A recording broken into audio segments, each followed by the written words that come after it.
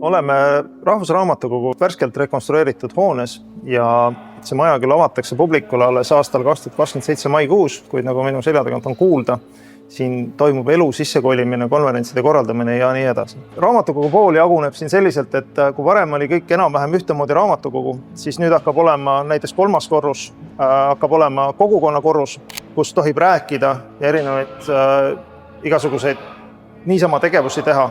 Seal hakkavad olema blackboxid, lastealad ja nii edasi. Siia majja on oodatud väga ka need, kes praegu käivad coworking ruumides. Siin hakkab olema 66 väikest suletud ruumi, kus saab tööd teha. Lisaks säilib ka raamatukogu enda põhifunktsioon, ehk siis teadusraamatukogud ja nii edasi, nii nagu nad on alati siin olnud. Selle maja keskseks tuumaks hakkab olema sisetänav, mis on see foyer, mida tegelikult kõik tunnevad.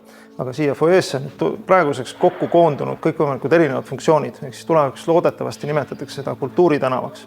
Siit hakkab hargnema konverentsikeskus, kinosaal, siit pääseb 2 teatrisaali, kohvik on kolinud uude kohta, et olla selle melu keskel. Lisaks hakkab siin olema raamatupood ja lisaks ka kõikvõimalikud raamatukogu enda funktsioonid, mis ka on moderniseerunud.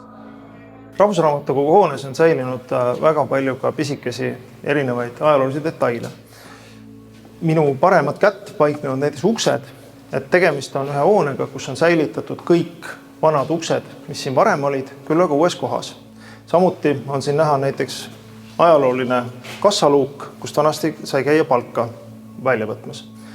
Ja see on ka osa sellest uue ja vana ühendumise kontseptsioonist, kuna need ajaloolised uksed, mis siin on tegelikult paigutatud kõik moodsate klaasseinte vahele ja nende ümber on tehtud lengid, mis seda võimaldavad ja see kõik omakorda on andnud töötajatele palju tänapäevasemad tingimused.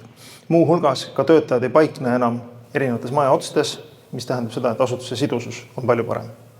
Ei tasu unustada, et Rahvusraamatukogu hoone sees paikneb tegelikult teine väiksem hoone, 4 korrust raamatuhoidlaid. Need on küll säilinud endises suuruses, kuid seoses arhiivisüsteemide uuendamisega mahutavad nad pea 2 korda rohkem kui varem. Rahvusraamatukogu hoone ulatub 2 korrust maa alla. Need on need kohad, kuhu tavaline inimene ei pääse ega satu ja see on see, kui sügavale ulatuvad hoidlad. Hetkel me oleme ühest futuristlikematest ruumidest ehk siis hoidlate teeninduskoridoridest. Antud ruumid on värskendatud, kuid siin on ka teatud asju, mis on säilitatud, nagu näiteks siin ruumis on vanad ajaloolised põrandad, mida ei olnud otseselt ühtegi põhjust vahetada. Selle maja peamiseks väljakutseks oli tema noorus. Ehk see maja on avatud 90. alguses ja sellega seoses on ta ka Eesti kõige noorem muinsuskaitse all olev hoone. See tähendab seda, et erinevad reeglid, kuidas sellist maja teha, neid ei olnud ette kirjutatud. Ja selle maja peamiseks väljakutseks sai see, et kuidas teha uus tänapäevane maja, niimoodi, et kõik, kes siia tulevad, kogeksid, et see on uus koht.